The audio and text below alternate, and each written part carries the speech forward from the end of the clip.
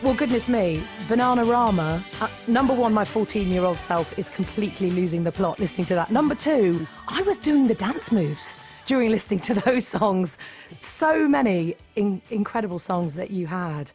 What's it like knowing you're going to be performing them again soon, live? Well, it's going to be great because this is the first time that Karen and I have done it with Siobhan. She left in 88 and we went on a world tour in 89. So Karen and I have experienced it and we've still kept touring this whole time, but never with Siobhan. So that's the real excitement. It's going to be more of a challenge for me because I've forgotten all the dance routines.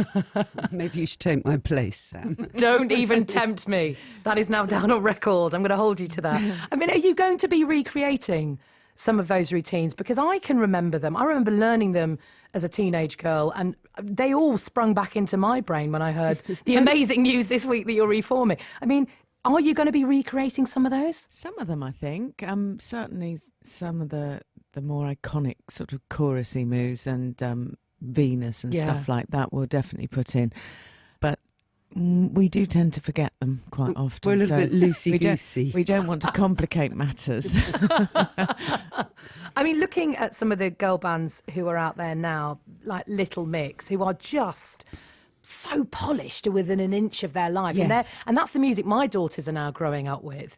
I mean, you revelled and you used the word shambolic about yourself so many times, but you love the fact that you didn't have this completely polished performance.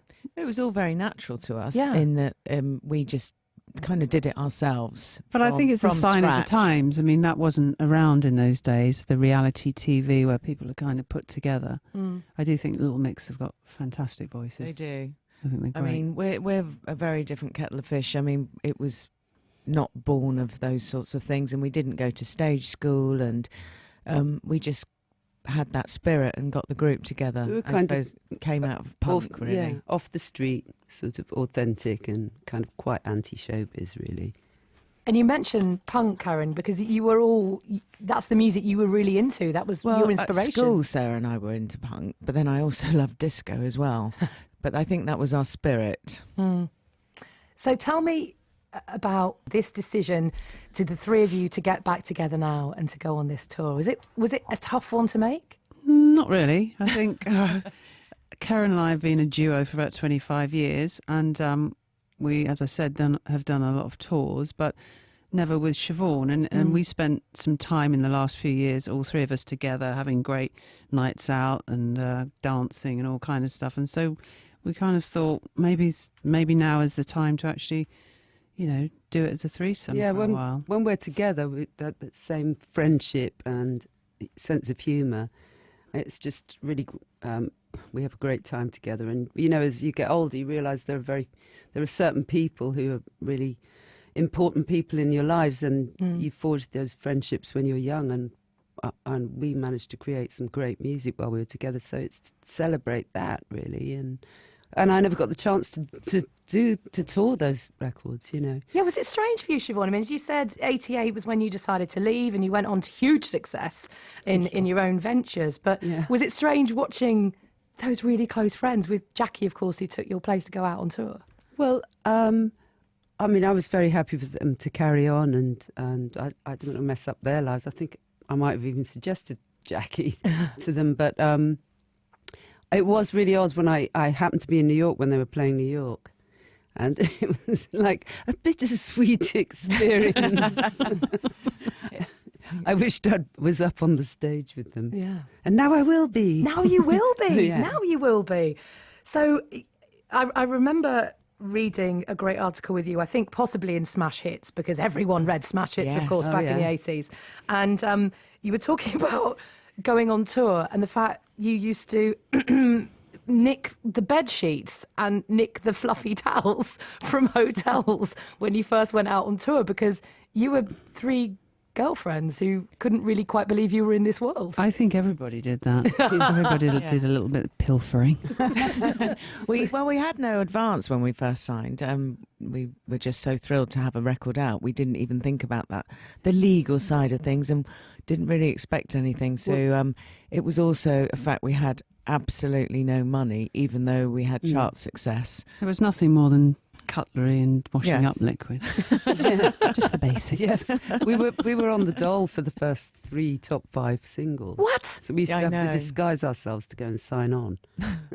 You were on Top of the Pops on a Thursday, and then would put sign on the Friday. Floppy hat on and sign on the Friday. For a little while. Yes, not for long. We had. Yeah. It wasn't that long. It was. I mean, it is a completely different world, the music industry now, isn't it?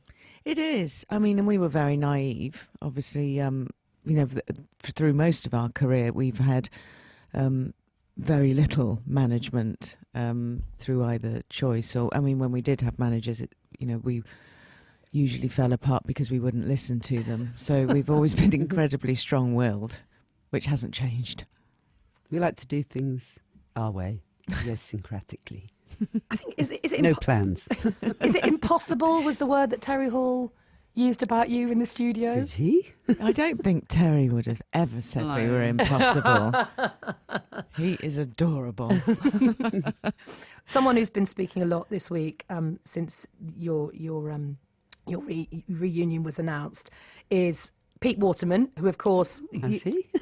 as you might imagine. What's he said? Would you want to have a listen? And he probably said we were impossible. Yeah. Let's have a bit of a listen actually to what Pete Waterman did say about working with you early this week. In truth, looking back after all this time, they were really one of the only acts other than Pete Burns to actually push us and make us think about everything we were doing and not treat it like a job of work. I mean, there's a compliment in there, of course, from Pete Waterman saying that you did have this great creative vision. But I know that he's also talked about you. He said, I think he said something like they had so many opinions, as if this is a bad thing. I think he's always been very complimentary about him. I really like him. I think he really helped our career. We made a fantastic pop album with Stock Aitken and Waterman. People do think if women have opinions, they're a little bit difficult, but we don't really care about that. I think it was a really great collaboration. We made a fantastic album with them, and Venus was the first track we did with them, and it still sounds like a classic. Yeah, and I love Peter. He's a huge music fan, so he did bring a lot to the party. Let's think back to 1988, to the Brit Awards performance, which I actually watched with my daughters yesterday and sat and looked at. Now, I've heard a rumour, I don't know if this is true. Oh, I nearly dropped in another song title. I had heard that nobody in the record company knew that you were going to do this. Is that true? Probably. I don't remember. I mean, it's Such a long time ago. It was definitely our idea. They certainly left us to just get on with stuff. It's our most idea of to the get time. all those naked men and make them wear pants. We did want them to wear stockings, but they refused. Yeah. Oh, really? Yes. But it was pretty much the first time that I can think, because I was thinking back to Madonna and the real sort of boundary pushing that she did in terms of women in their own sexuality during the 80s. But I can't think that there was a performance of men dancing around semi-naked purely there. No, everyone was really shocked at the time. Yeah. I don't think we realised the impact it would have, particularly on the audience that were actually watching it, because we probably just did it to amuse ourselves. It's kind of flipping the roles, you know. Yeah. And absolutely, we've always had quite a camp sense of humour, and it appealed to that. You three sat singing Love in the First Degree and were surrounded by, what, 20, 25 men? 20 guys in their underpants. Tiny. Yeah. Very tiny pants. And that was knee sock. Yeah, and it was also our last performance with Siobhan. Of course. So we went out with a bang. Bittersweet. Not a whimper. So you talked about the reaction from the audience at the time. Can you remember looks on people's faces? Yeah, I mean, I think it was just a sort of jaw-dropping moment. My favourite is the sort of, all the stuff that Noel Edmonds said, Yes. which I think was classic. I think he said something like, not many men will be clapping along to that. Or Yeah. there was that shock. We were stunned by the shock, actually. Yes, it was Very very much- quite normal to us. It's a typical Saturday night for us. So when this tour starts later on this year, need men in underpants apply to be back in dancers? No. It's going to be an underpant-free zone. Yeah. Yes, it's all. I mean, it's just going to be a big party, really. We're going to go for a padded camel toe this time. Like the Japanese fashion. I'm getting an idea of what this tour is going to be like behind the scenes. Yes, A lot of inappropriate laughter in the wrong places. Now you're all parents, and I was talking actually. Charlene Spiteri from Texas was on this program earlier on this week, and she was talking about the complete joy that she felt when she could take her 14-year-old daughter along to shows, and people would come up and say, "Do you know, Misty, your mum, the things your mum did in the music industry," and the look of horror on her 14-year-old's face when she realised, what do you mean my mum's cool, or my mum was somebody, or my mum influenced someone? I mean, is that an experience you've had with your children? Obviously, none of them were born in our heyday. My daughter and her boyfriend now said, we realised you were popular, but we didn't realise just how massive you were. Because when Alice was tiny, she used to love the Spice Girls, and she always said to me, yeah, but you were never really as big as them, were you, Mummy? And I said, actually, I was. Yeah. Actually, you still hold the record, don't you, for the most charted singles, yeah. Your boys, Siobhan, they were in the music business, weren't they? Yeah, they're both making music themselves. Yeah. Sam's in a band called Low Moon, who actually did their first dates here last month. I missed them. Oh, damn it! But I really hope that we can play Los Angeles so they can both see what Mummy used to do when there were a twinkle in her eye. My son's been to lots of shows. has he? Yes, Yes, through the years, and so has Sarah's daughter, who also sings. But I think my son has just thought it was completely normal, having grown up with it, and it's only the reaction from his friends that I find amusing. So, I mean, let's look forward to the next 6 months. As you said, it's going to be kind of a big party atmosphere. That's what you're going for. People are obviously going to come to hear the songs that we remember and love. What about any new music? Is that on the horizon? We're thinking of doing a single for when the tour's out. Yeah, we're hoping to get in the studio within the next month, actually, and try and rustle something up. But with usual Bananarama lack of forward planning, we obviously don't have time to actually record anything more than Well, I mean, the couple of plan tracks. was to do a one-off tour, so we didn't really think further than that. But the response has been so outstanding. Overwhelming. Yes, we are quite overwhelmed with Emotionally exhausted. Yes. Yeah. Tears of joy every day.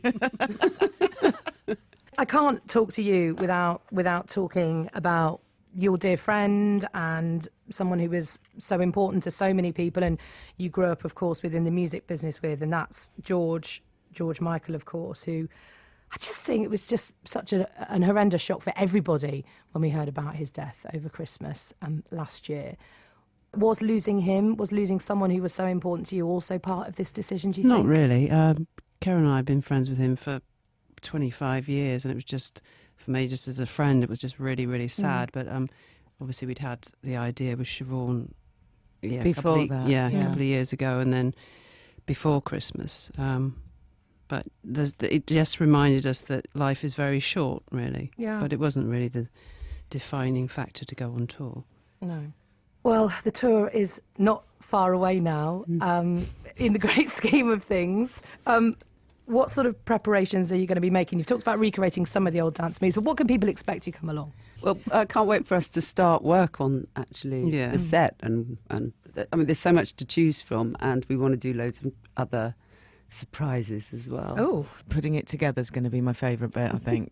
it's been great to speak to you all. Thank you so much. Thank you. And I really look forward to seeing you in Manchester in November. Yay. You'll see the fangirl Yes. recreating all the moves. Try not to laugh too Come much. on down. Great. Thank you. You're listening to a BBC 5 Live podcast. If you like this, you might also like this. Fighting Talk. This is always quite random, as the podcast extras are. Freebies that you've been given by bands. I got a paperweight from ELO. To find out more about our range of podcasts, click, tap or swipe bbc.co.uk/5live.